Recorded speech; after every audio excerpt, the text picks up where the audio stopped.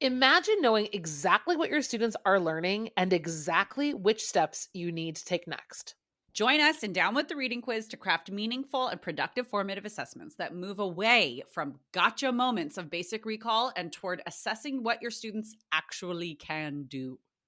In this 30-minute free masterclass, we'll share 3 powerful assessment keys that work for any novel at any time of the year.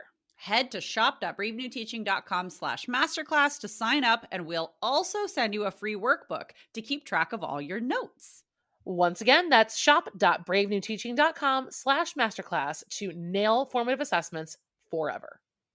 Well, hello and welcome back to Brave New Teaching. I am Amanda, and this is part 2 of our interview with Miss Lannette Story, a huge fan and friend of the podcast. We sat down with Lannette last week to hear all about her experience, curriculum planning, and backwards planning her school year for the first time to be entirely inquiry lined up.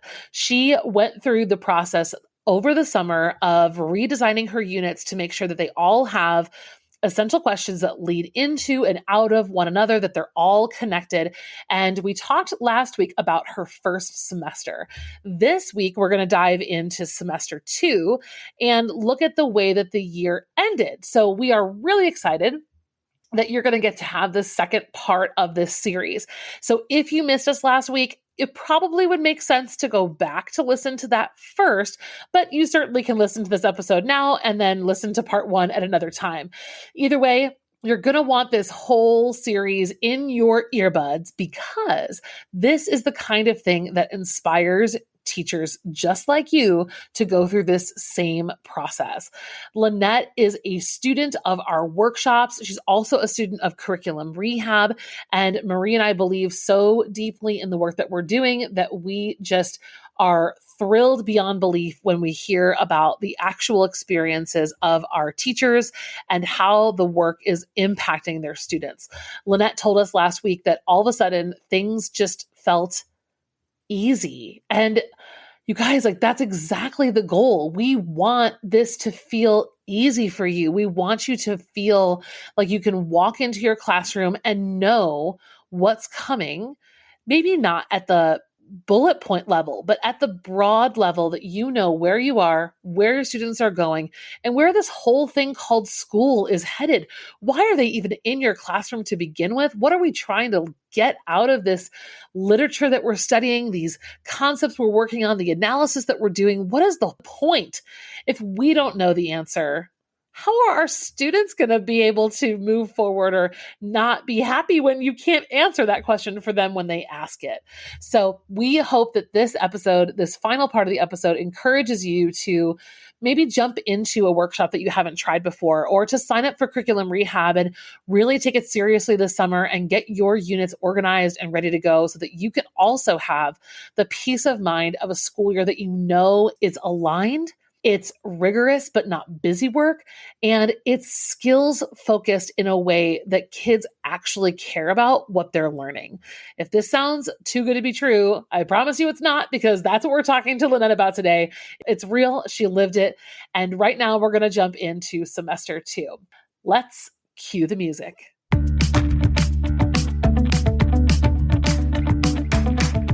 You're listening to Brave New Teaching, and we are so much more than a podcast. We give teachers the inspiration, support, and tools to challenge the status quo.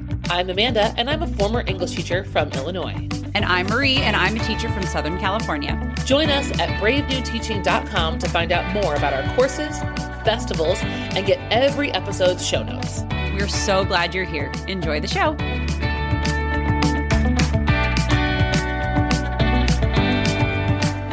So tell us about second semester. I want to hear all about it. We could talk for like 100 years. But oh, I know.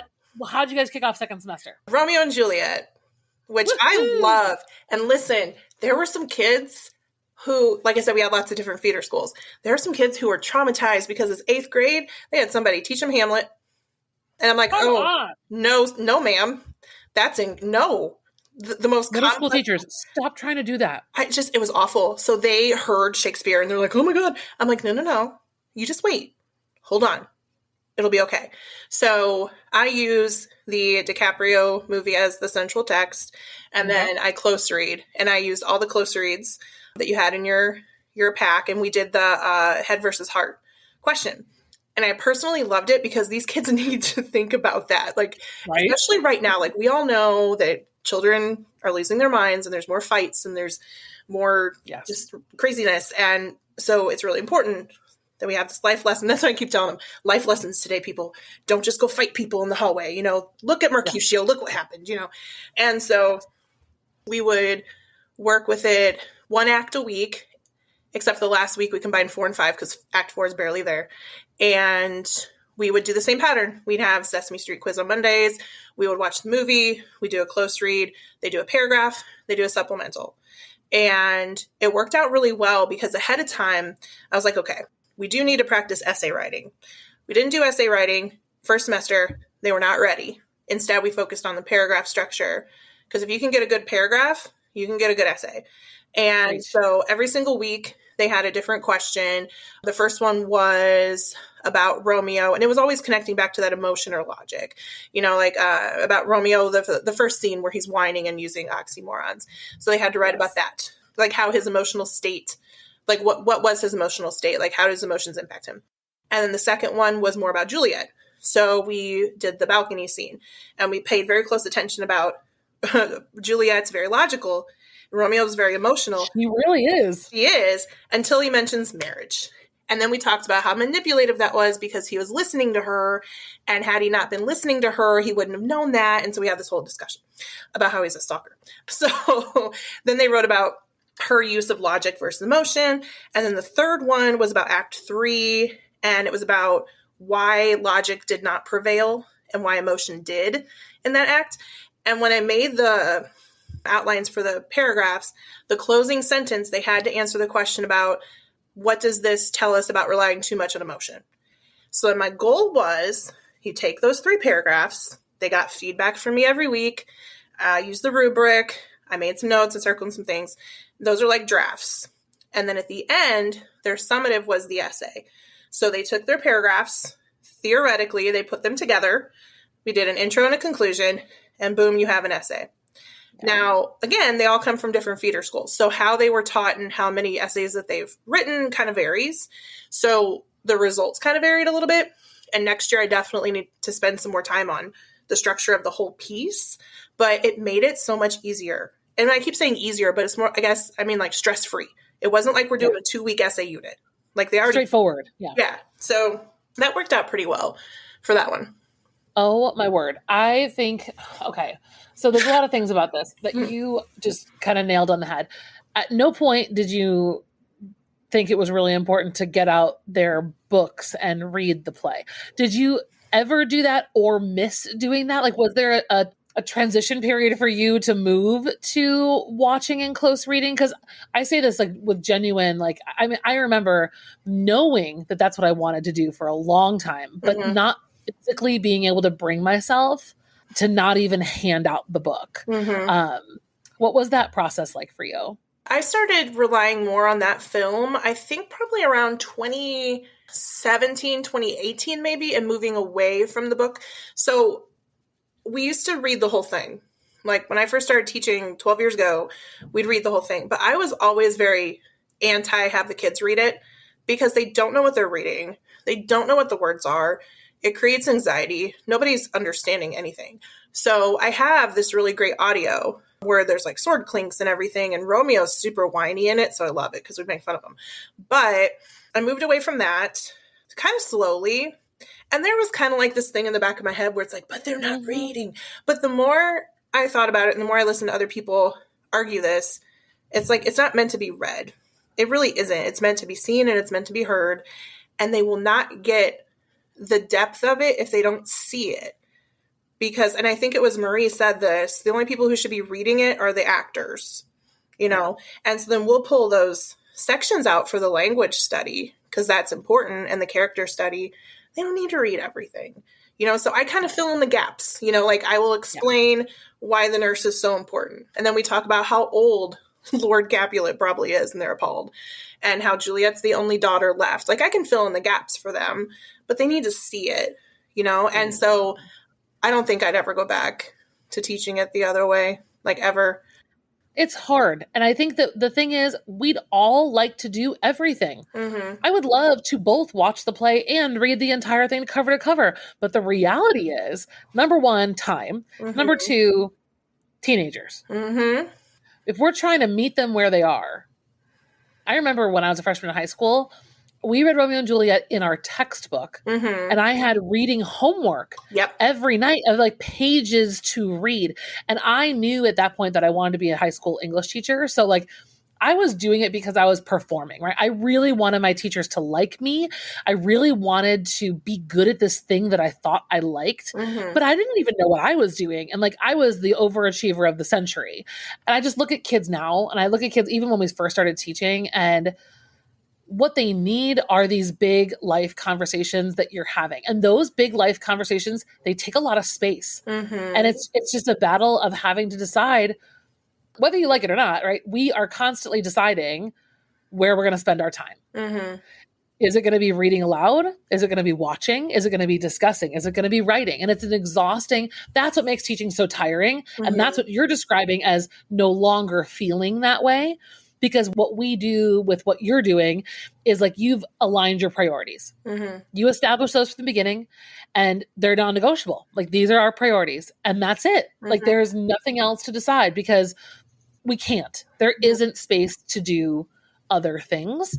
And I'm just really happy for you. I'm happy that it worked for the kids, and I'm glad that you guys went through it and you still enjoy Romeo's whiny. I was going to ask you, did you guys do Holy Palmer's Kiss? I feel like that is always when teachers comment on like my unit or they ask me questions, they're always like, why do we have to teach this one? I hate this one. Mm-hmm. And I'm like, it's hard, but it's also great for emotion versus logic. Yes, it is. We didn't do that one. I really wanted to because I wanted, one thing I had in my head that before I did the unit is I could use the rhetorical triangle, which you can do throughout, but like with timing, like you said. So I always do the first scene.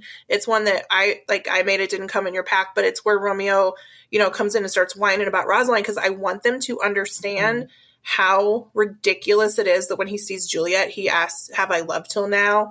Because he was literally just whining about it.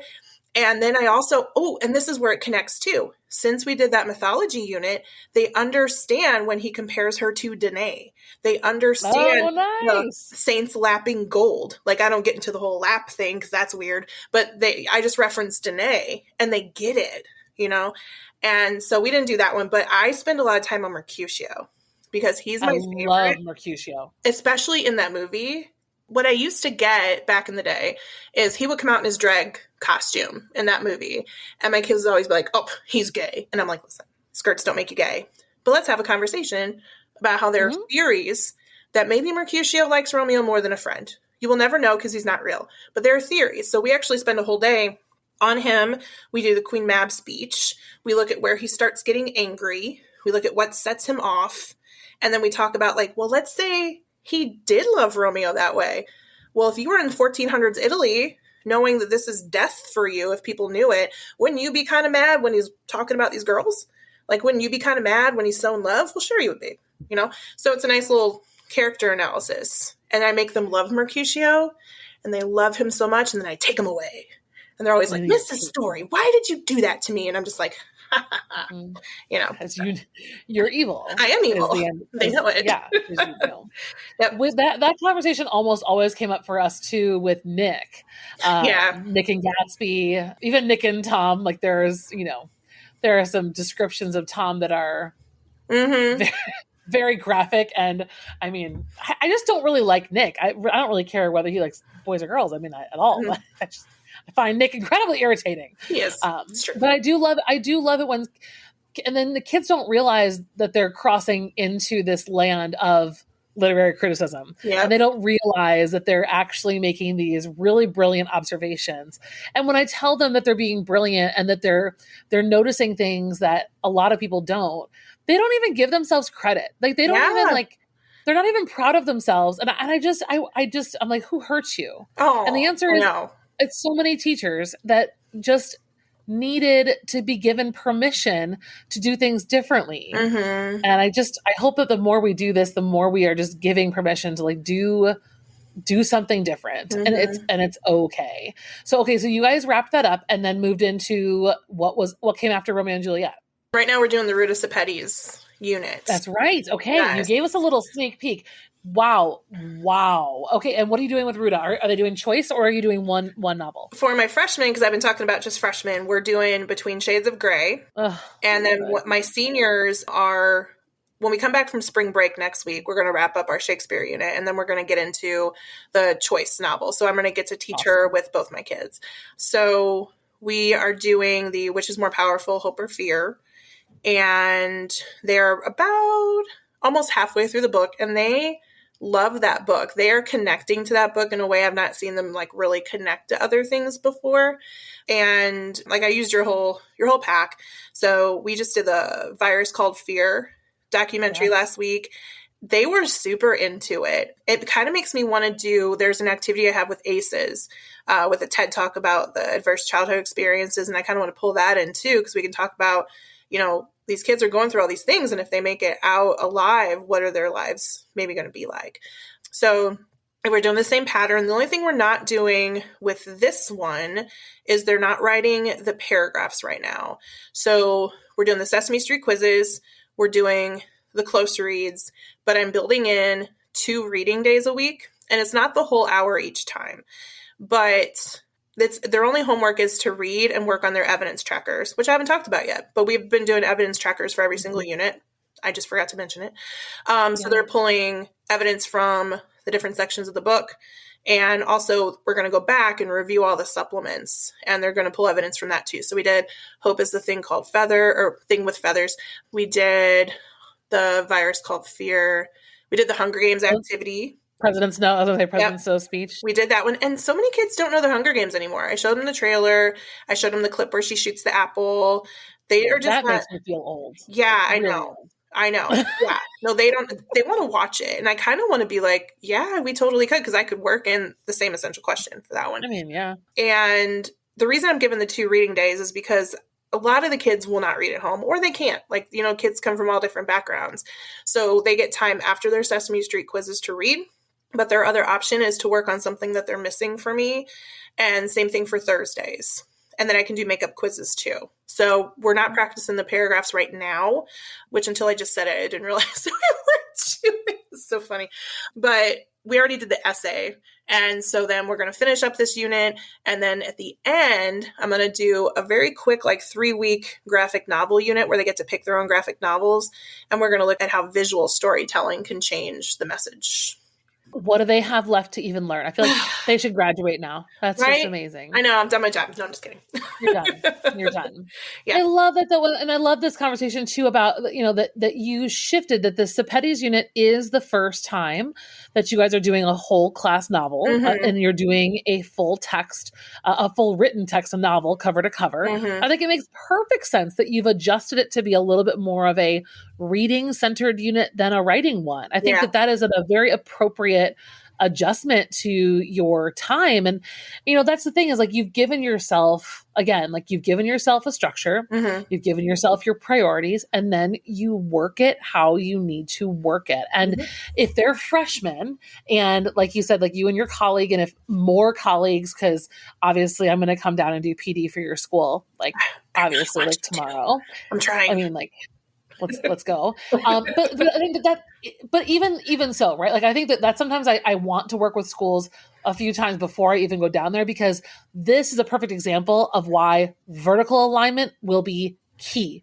Because if this is what you've done, and if you can say this, and now every sophomore, junior, and senior teacher knows exactly what freshman year looks like. By the time they are reading Gatsby with me, junior year, my reading expectations can reflect, right, that I know what they've learned and I know that what they've been given up until me. So by the time they get to me, they should be reading that at home. Yeah. Because they should have the tools, the wherewithal, and the experience to do that. Or they should be doing that with 10 minutes of extra time, or, whatever that might be.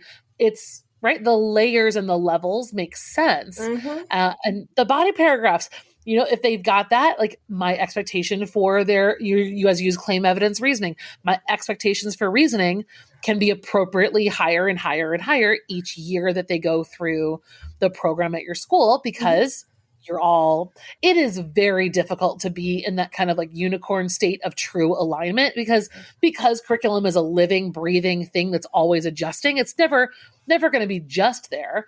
But skill wise and horizontal wise, I feel like with everyone working together, it really just makes everyone feel like this is easy. And we know what our kids can do. We know where it gives you that sense of our kids. Mm-hmm. And that's what I most enjoyed about my first school that I worked at, is we really had a department that felt like these kids are our kids, all of them. Mm-hmm. And it's impressive though. That is quite a year, and you feel like it's been a good one. Yeah, it's been good. And I was able to fit it in because I planned it out ahead of time and I didn't move things. Whereas before I knew better, I would start at the beginning and move forward, and I would run out of time.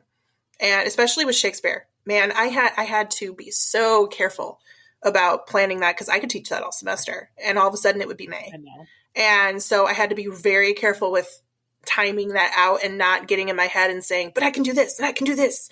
It's like, no, but you don't need to. It's okay. So, but yeah, it's been really good. Yeah. Well, and then the other thing too is the units can kind of be interchangeable too. So, I teach traditional level and Ashley teaches honors. So she's not doing the exact same things. We did a similar Shakespeare unit. She approached it differently. Right now I'm doing Ruta Sepetys and she's doing a memoir unit with her freshmen. Cool. Yeah. I did Gothic literature and she did a book study. So you can still keep the same structure and, still practice the same skills and do different things. What a relief. And is there a final exam or like a final return to the year-long essential question planned for you guys to kind of finish things out? Yes, I still need to get that actually finalized, since the last day of school is kind of up in the air sometimes depending on weather. Get it? But I tweaked the question just a little bit so it wasn't exactly the same. So instead of how do they help us understand ourselves and our world, it's how can stories affect change? And so I'm hoping they can look at the Ruta Sepetys books and learn about, like, when people tell their own stories, how can that change you, your perspective, the policy, the world, whatever. Even Shakespeare, like, you learn lessons from Romeo and Juliet. So I don't know what I'm going to do with that. Probably Socratic seminar again, but not sure. Hands down for me is seminar, especially end of the year. Oh, it's easy to grade.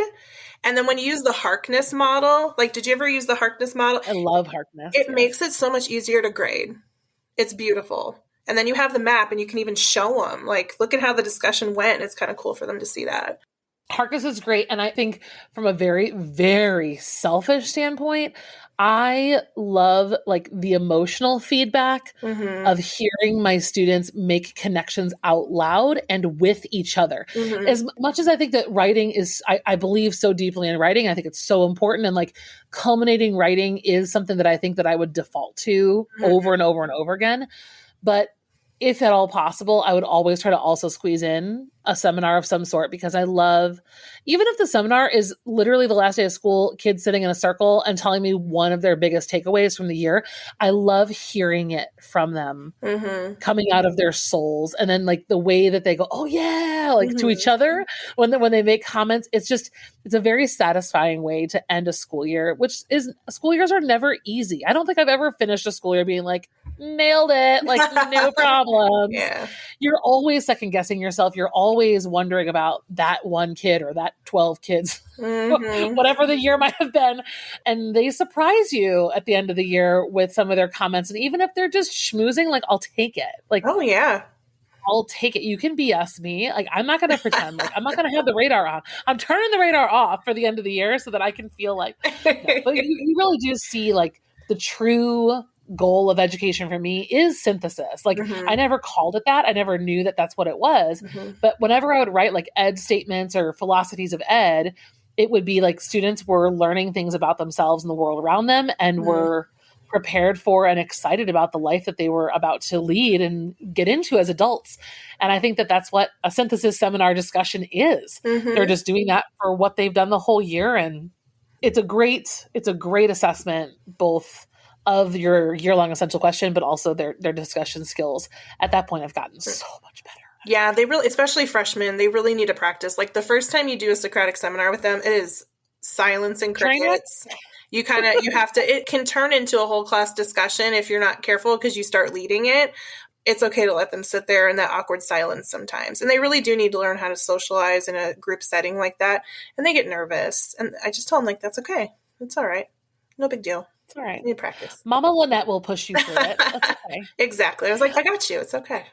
I used to teach my students all about, I'm like, I want y'all to learn what tough love is, right? Like, I can absolutely be your number one fan, but I can also teach you how to swim by pushing you off the side of the boat. Yeah. Like, learn it. Like, let's go. It's Yeah. going to be uncomfortable, but it's okay. Yeah. You'll be fine. The other thing that made this whole year a lot easier too is since I had it laid out and since I would give them homework on a Monday and homework was due on a Friday, I told them, like, homework is the only thing I will not take late. You need to be responsible. You had the whole week. Of course, like, some things will happen where you get an extension and get sick, whatever. But the classwork I would take up until the summative. And it's because it's skills-based. It's like, we do skills-based stuff. I need you to do it. And so it made the late work policy a lot easier. And I mean, it's not like everything was rainbows and unicorns. I still have kids failing. I still have kids who will sleep, you know. But overall, the engagement is higher. And since I'm more lenient on the classwork because it is skills-based, they have the opportunity to bring that grade up before the summative. And since it's skills-based, if they don't do the homework, and I try to balance it about 60-40%, so the assessments are about 60%-ish, like never less than 50. If they do make mistakes and they do have some zeros, if they know what they're doing and they have the skills, they can bring their grade up with that assessment. And so it just feels like a more equitable way to teach it, because I don't want the zeros to weigh their grade down if they know what they're doing, you know? So it's been good there, but I mean, I still have kids that struggle, but the approach is better. And likely, I'm not going to speak for you, but likely you have a little bit more energy and brain space available to remedy those situations. Because like when we talked earlier about, like, there's finite time, you know, when it comes to planning, but also when it comes to behind the scenes, there's only so much you can do. And if you're scrambling all the time to make decisions about lesson planning, it really does fatigue the rest of your system to do other things. And I think that when I feel more confident about my lesson planning and my curriculum, I feel more available to dealing with the other issues that come up with student behavior or, you know, with parents or whatever it might be. Like, I know that, like, I'm more approachable. I'm more clear. It's like when my ADHD, like I'm like working through right now. Like, I know I have a better day when I start my day with water and exercise. Like, I know that for a fact. Do I do it every day? Well, no, because that would take discipline. But like, it's true. Like, you're giving yourself, like, the good habits of what you need to be prepared for helping kids in other places, because they don't stop needing stuff just because your curriculum is awesome. No. And the curriculum, I think the way it's set up is that it's very approachable for kids no matter what their level is when you start. And you can kind of see, I feel like I saw where the deficits, and I don't know if you want to call them deficits, but like the weaknesses were so much faster this time. And I was able to identify the kids who were struggling earlier because of how the quizzes were set up and because of how the paragraphs were set up. So then, like you said, I had more brain space where I could reach out and I could try to figure out, like, does this kid need different placement, or does this kid need the tutoring, or does this kid have an IEP? And I can reach out to them and try to help them. But the other thing too is those quizzes, I always have kids tell me how easy they are. And it's funny because we're like, oh, is it a Sesame Street quiz? Oh, well, those are easy. And sometimes they do get really good grades and sometimes they do not. But I was thinking about this. It's like, it's not easy because I'm making it easy. I think it's easy because they just know what they're doing. Like, they feel easier now because they've been doing it. And it's like, well, that's because you understand what to do and you can do it. You have the skill. That's why it feels easy to you. And that's so nice for them because it doesn't have to be hard to learn. It doesn't have to be hard to show your skills. You know, they're still doing it. They're still thinking. They're still making connections. And that's beautiful. They're being evaluated on the things that they can do. Yes. And then the feeling is a reward because finally, right, they're getting their high five, but they've deserved it all along. Yeah. It's not even been their fault. It's not even been their fault. No, it's just how they were being asked to show what they can do. And I just think that this is more approachable for them. Okay, Lannette, my final question for you. What is the one piece of advice you would give someone who's going to embark maybe over the summer on a similar adventure that you did? Like who's going to start, like they're going to start curriculum rehab, or they're going to just kind of go in the summer and like go back through all their workshops, and they just really want to have this plan for a year of their curriculum feeling all inquiry-based and driven. Like, what is the advice you would give that person getting started, who's like they're ready to go, but they haven't done it yet? Well, one piece of advice would be, if it's possible, have a planning buddy, because I wanted to do this anyway, but having Ashley be my planning buddy and bouncing it, ideas off of each other and clarifying things and being like, okay, I want to do this thing, but I can't word it, was so helpful. Because I didn't do it all on my own. We each kind of like carried the different units in different weights. But if you can have a planning buddy who's down to do the same thing, it would make life so much easier. And it was even cooler to be able to see how honors kids versus traditional level kids kind of reacted to the lesson plans. I guess if you don't have a planning buddy, I guess it depends on how you used to teach. If this is going to be a complete 180 different way of teaching, it might feel kind of uncomfortable at first because it's not the fill in the bubble Scantron, fill in the blank matching, but you're going to get more out of it. And then your kids might feel a little bit uncomfortable at first too, because they probably have never done something like this before. And they might be used to the discussion questions, traditional type tests. And the more you do it, the more repetition you have, the more you're going to get that pattern down, and they're going to build those habits, and then they're going to show growth. So it might feel a little bit different at first, especially if they're used to the more traditional way of, being assessed, but It'll be worth it because you're going to be doing higher level things, but it's not going to feel difficult. I don't think. Like it doesn't, it just magically kind of happens whenever you put it all together like that. And the kids, I think they impress themselves sometimes too. So, well, what an empowering thought to leave on, like that is the whole point, is this is not really for me. This is for them. Yes. I want peace of mind in lesson planning, but in order to serve our incredible kids that we get to teach every day. Lannette, thank you so much for giving us so much of your time and expertise. It was lovely having an official conversation with you. Oh, I fangirled when you asked me. I was so excited. Bless your heart. So the next time I'm going to have you on the podcast is when I finally get a hold of Sam Hewen, and we'll grill him. I get to talk to him? I don't think Marie deserves it. No shade. I love Marie, but like when it comes to fans, yeah, I don't think that maybe she's finally gotten through a couple seasons on Netflix, but it's not coming up in conversation as often as I'd like it to. So gotta get her on board. It's a long journey. We got to really harass this publishing company. Yeah. Well, maybe we can attack it from both sides. Yes. Maybe. Yes. Okay. Maybe. Let's just start emailing once a week. Okay. Hey. Be like, please. It's a wonderful tool for educators. We want to get this book into so many classrooms across the world. We're English teachers. We know how to word an email. I wonder if Sam even remembers that he even wrote a memoir. He's probably like, oh yeah, that one thing I did that one time. He's all like moved on with the rest of his life doing like massive things. And we're like, but your book is so good. I bet you can make it happen. Yes, please come back. Okay, we're going to work on it. Okay. Have a wonderful rest of your day. And thank you, everyone, for listening. As usual, we would love to hear from more of you. So feel free at any point to please send us an email, write us a review, wherever you want to get in touch with us. We would love to talk to more teachers about your experiences. And I hope this was a helpful episode for everyone. Lannette, again, thank you for sharing your expertise. We love you. Oh, I love you too. Okay. Bye-bye. Bye. Well, I've already said it, but I want to thank you one more time, Lannette. Thank you so much for being on the show. Thank you so much for giving your time and sharing your expertise with all of our teachers.